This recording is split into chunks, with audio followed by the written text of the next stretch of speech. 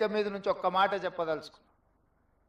మనలో ఉన్న ఆట నైపుణ్యం వెలికి రావాలి, ప్రజల గుర్తింపు జరగాలంటే నైపుణ్యం కలిగిన ఆటగాడితో పోటీ పడాలి అని పెద్దలు చెప్తూ ఉంటారు.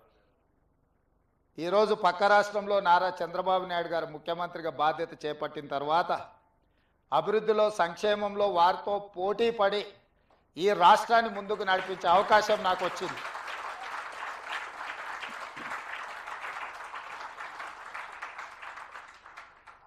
గతంలో 12 గంటలు పనిచేస్తే సరిపోతుంది, అంతకు మించి అవసరం లేదు అనుకునేవాడిని.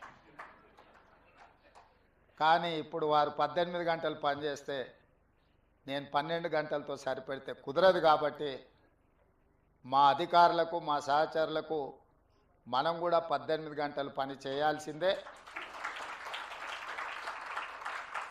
అభివృద్ధి విషయంలో, సంక్షేమం విషయంలో పోటీపడి ఈ 2 తెలుగు రాష్ట్రాలు ప్రపంచానికే ఒక రోల్ మోడల్గా నిలబడాలి అని నేను భావిస్తున్నాను. ఆ దిశగా మా ఆలోచన, మా విధానాలు, మా నిర్ణయం ఉంటుంది.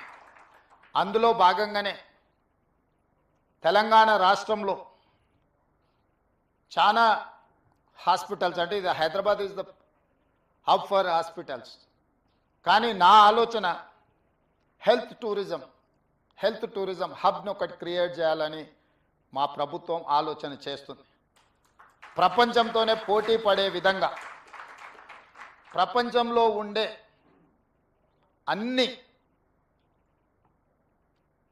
జబ్బులకు సంబంధించి ఇక్కడనే వైద్యం అందే విధంగా ఒక హెల్త్ టూరిజం హబ్ని డిజైన్ చేయాలని ప్రాథమికంగా మేము ఒక అంచనాకు వచ్చినాం.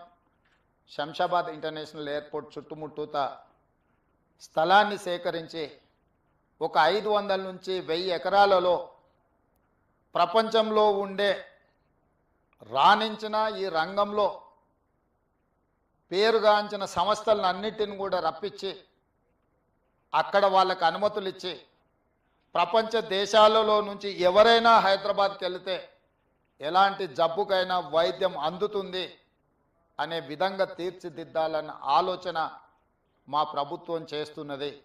ప్రధానంగా హెల్త్ ఆర్గనైజేషన్స్లో పనిచేసే డాక్టర్లే కానీ నిపుణులకు తెలుసు, ఈరోజు మన దేశంలో అత్యధికంగా మిడిల్ ఈస్ట్ కంట్రీస్ నుంచి చాలామంది పేషెంట్స్ ఇక్కడికి వచ్చి వైద్యం చేయించుకొని వెళ్తున్నారు.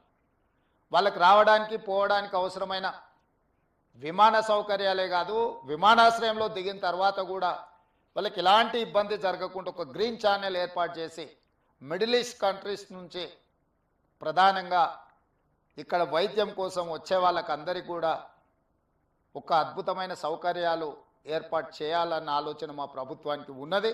తప్పకుండా ప్రణాళికతో ముందుకు వస్తాము.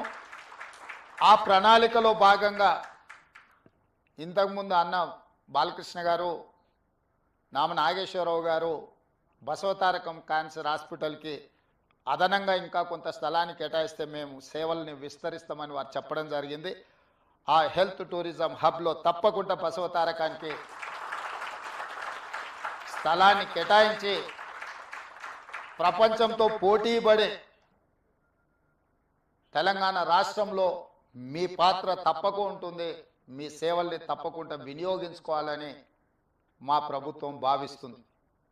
మొదటి తరం నందమూరి తారక రామారావు గారు, రెండవ తరం చంద్రబాబు నాయుడు, బాలకృష్ణ గారు, మరి మూడవ తరం మా మిత్రుడు భరత్ అండ్ లోకేష్ బాబు ఏం చేస్తారో చూడాలి. ఇది వాళ్ళ బాధ్యత. ఎందుకంటే వారసత్వంగా సంక్షేమము, రాజకీయము ఏదైతే అనుకుంటున్నారో సేవ చేయాలన్నది కూడా వాళ్ళదే బాధ్యత. ఎన్టీ రామారావు గారు సినీ రంగంలో వారు అడుగు పెడితే వారితో పోటీ పడిన వాళ్ళు లేరు. రాజకీయాలలో వారు అడుగు పెడితే వారు సాధించనిది లేదు. ఈ దేశంలో ఈనాడు సంకీర్ణ రాజకీయాలకు పునాది పడ్డది కేంద్ర స్థాయిలో, రాష్ట్ర స్థాయిలో అంటే national front, United front, NDA లాంటి ఈ సంకీర్ణ రాజకీయాలకు పునాదులు వారు వేసిండ్రు. ఈరోజు దేశ రాజకీయాలనే